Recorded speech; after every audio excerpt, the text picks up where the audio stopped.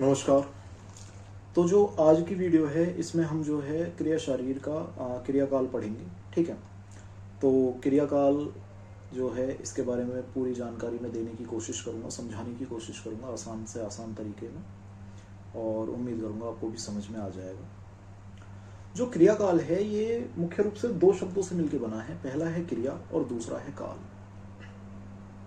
क्रिया का अर्थ होता है चिकित्सा व काल का अर्थ समय होता है।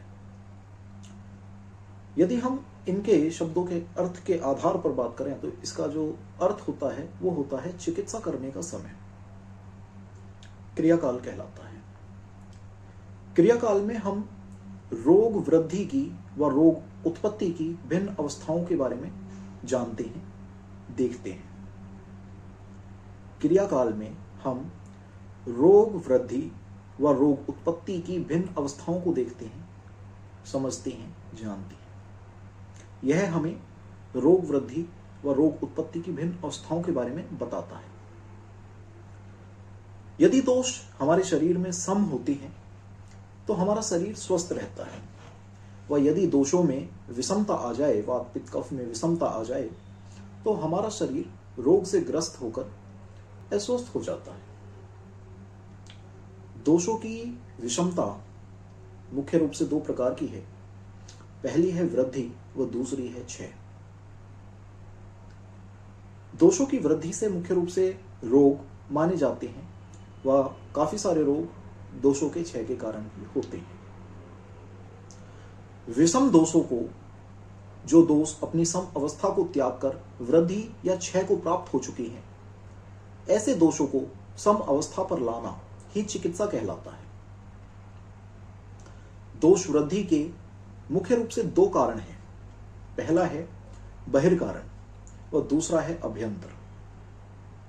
बहिर्कारण क्या होता है? बहिर्कारण है जो हम फिजिकली करते हैं, वे सारे कृत्य जो हम फिजिकली परफॉर्म करते हैं और उनके बेसिस पे हमारे बॉडी के अंदर दोषों की सम अवस्था में विखंडन आता है, या हमारी शरीर के भीतर दोषों की जो अवस्थाएं हैं वो विषमता को प्राप्त होती हैं। बहिर्कारण में मुख्य रूप से हमारा आहार विहार आता है। यदि हम आहार विहार का विषम प्रयोग करते हैं तो उससे हमारे शरीर में दोषों में विषमता आती है, जिससे भिन्न प्रकार के रोग होते हैं। जैसे कि यदि हम अति रूक्ष भोजन का सेवन करें तो हमारे शरीर में वात वृद्धि होती है। अधिक व्यायाम करें तो हमारे शरीर में वात वृद्धि होती है। देवाशयन करें तो हमारे शरीर में कफ वृद्धि होती है। रात्रि जागरण करें तो हमारे शरीर में वात वृद्धि होती है। अधिक तीक्ष्ण उष्ण कटु आहार खाएं तो हमारे शरीर में पित्त की वृद्धि होती है। उसी प्रकार मधुर आदि द्रव्यों का सेवन करें तो हमारे शरीर में कफ बढ़ जाता है। अब बात करते हैं अभ्यंतर कारण की। अभ्यंतर कारण मुख्य रूप से तीन हैं। पहला है असात्मेन्द्रियार्थ संयोग, दूसरा है प्रज्ञापराध व तीसरा है काल परिणाम। असात्मेन्द्रियार्थ संयोग की यदि हम बात करें तो हमारी ज्ञानेंद्रियों का अपने अर्थों से हीन, अति व मिथ्य योग होना असात्मेन्द्रियार्थ संयोग कहलाता है। यह दोषों की वृद्धि का अभ्यंतर कारण है। यदि हमारी ज्ञानेंद्री अपने अर्थों से हीन, अति व मिथ्या योग करती हैं तो उससे जो है हमारे शरीर में दोषों में विषमता आती है। दोष अपनी सम अवस्था को त्यागते हैं व रोगों की उत्पत्ति करते हैं। यदि मैं इसके उदाहरण की बात करूं तो प्रभु ने हमें आंखें देखने के लिए दी हैं। हमारी रूपेंद्री, हमारी अक्षेंद्री आंखें देखने के लिए बनी है।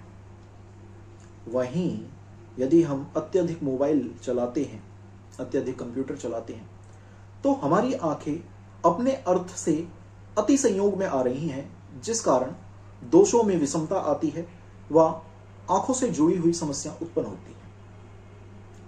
इसी का दूसरा एग्जाम्पल मैं कहूं, हमारी आंखें देखने के लिए बनी हैं, परंतु यदि हम बहुत अधिक अंधेरे में रहें व अचानक से उजाले की ओर जाएं तो हमारी आंखें उसे ग्रहण करने में कुछ समय के लिए असमर्थ होती हैं, क्योंकि हमारी आंखों का अपने अर्थ से अत्यंत हीन संयोग रहा। हम अंधेरे में रहे और अंधेरे में कुछ दिखाई नहीं देता, हमारी आंखें कुछ देख नहीं पा रही थी, यानी कि हमारी जो अक्षय इंद्रिय है इसका अपने अर्थों से हीन संयोग था, जिसके कारण हमें दिक्कत हुई। वहीं यदि मैं मिथ्य योग की बात करूं, मिथ्य योग में है कि हमारी आंखें देखने के लिए बनी है, परंतु इसका अर्थ यह नहीं कि हम बैठे बैठे कोई काम नहीं है तो सूर्य को ही देखने लगे, देखते ही जा रहे हैं, देखते ही जा रहे हैं। हमारी आंखें देखने के लिए बनी है, परंतु इसका अर्थ यह नहीं कि हम कमरे में बैठे बैठे रोशनी में ही देखे जा रहे हैं, ट्यूबलाइट की, या कोई चीज अत्यधिक जल रही है या किसी रेडिएशन वाली जगह पर जा रही है, तो वो जो है मिथ्य योग है हमारी आंखों के लिए। उसी प्रकार आगे यदि मैं बात करूं तो दूसरा आता है प्रज्ञा अपराध। प्रज्ञा अपराध में धी, धृति व स्मृति के भ्रष्ट होने पर व्यक्ति अशुभ कर्मों को करता है, जिससे हमारे शारीरिक व मानसिक दोष प्रकोपित होकर भिन्न व्याधियों को उत्पन्न करती हैं। जब हम प्रज्ञा अपराध करते हैं तो दोषों में विषमता आती है। दोषों में विषमता हमारे शरीर में रोगों का कारण होती है। प्रज्ञा अपराध का जो पूर्ण अर्थ है वो है प्रज्ञा जमा अपराध। प्रज्ञा का अर्थ होता है ज्ञान व अपराध मतलब अनादर। यदि हम ज्ञान का अनादर करते हैं तो उससे हमारे शरीर में, हमारे मानसिक स्तर पर उपस्थित दोषों में विषमता आती है, जिससे शरीर में भिन्न रोगों की उत्पत्ति होती है। धी, धृति, स्मृति। धी मतलब बुद्धि, धृति मतलब धैर्य व स्मृति मतलब याददाश्त जब भ्रष्ट हो जाती है तो व्यक्ति अशुभ कर्मों को करता है, जिससे हमारे शारीरिक व मानसिक दोषों में विषमता आती है। हमारे शारीरिक व मानसिक दोष प्रकोपित हो उठते हैं और हमारे शरीर में भिन्न रोगों को उत्पन्न करते हैं। यदि मैं काल परिणाम की बात करूं तो काल परिणाम बेसिकली समय के लिए कहा गया है, समय के लिए प्रयुक्त है। काल परिणाम में मुख्य रूप से दो प्रकार के काल आते हैं। पहला है नित्य काल, दूसरा है आवस्थिक काल। नित्य काल जो है ऋतुओं पर आधारित है। हमारे देश में 6 ऋतुएं हैं। 6 ऋतुएं मतलब कि ग्रीष्म, वर्षा, शरद, हेमंत, शिशिर व वसंत। यदि इन 6 ऋतुओं में हमारे इन 6 ऋतुओं के हीन, मिथ्य, अति योग होने से हमारे शरीर में रोगों की उत्पत्ति होती है। इसके उदाहरण की यदि मैं बात करूं तो हमारा शरीर मई और जून में गर्मियों के लिए ढला हुआ है, क्योंकि हम यहां इस देश में लंबे समय से रह रहे हैं। परंतु गर्मियों के मौसम में गर्मी ना पड़कर ठंड पड़ जाए तो मतलब कि यहां पर ग्रीष्म जो गर्मी होनी थी उसका हीन योग हो गया, जिसके लिए हम पहले से तैयार नहीं थे, क्योंकि हम इस देश में लंबे समय से रह रहे हैं और ये बहुत ही असामान्य बात है।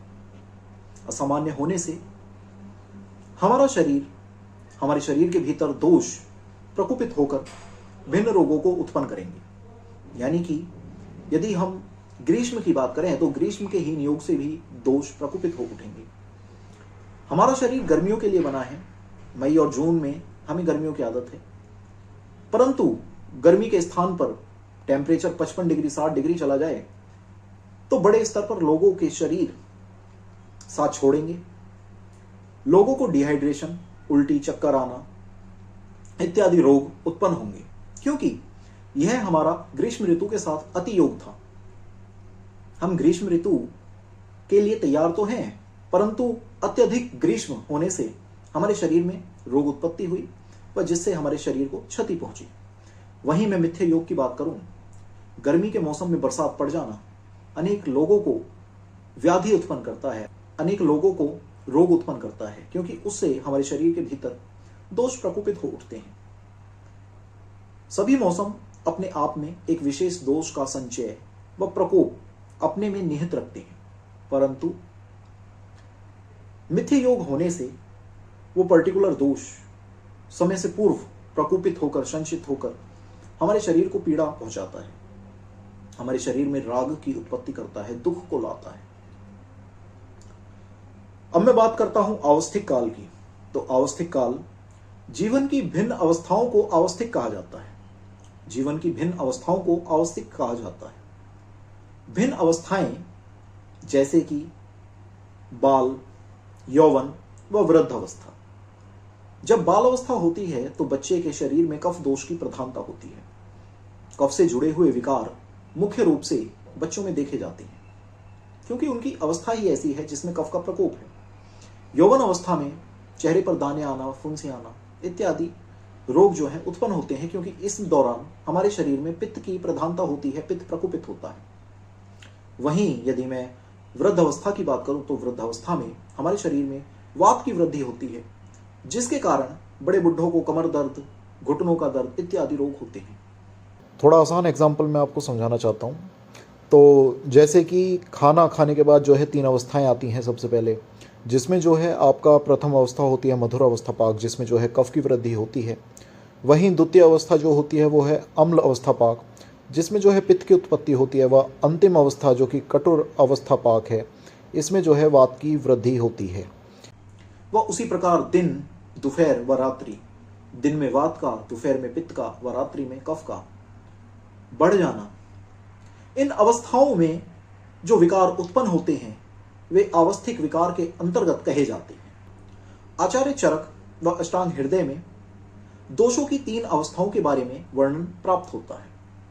पहली है चय, दूसरी है प्रकोप व तीसरी है प्रसर। चय का अर्थ है दोषों का किसी स्थान पर संचित होना, वृद्धि को प्राप्त होना। प्रकोप का अर्थ है दोषों का शरीर में रोग को उत्पन्न कर व्यक्त होना। वह प्रसर का अर्थ है स्वतः ही दोषों का शमन होना।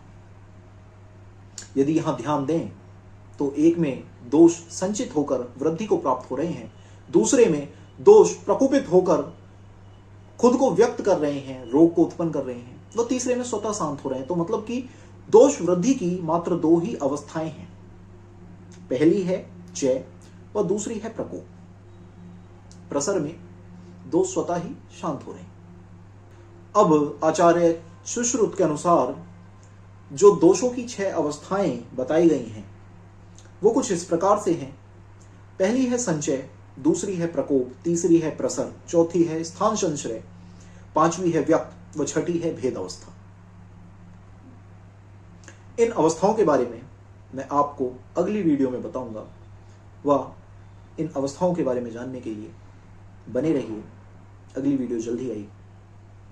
जय हिंद, जय भारत, जय भगवान परशुराम।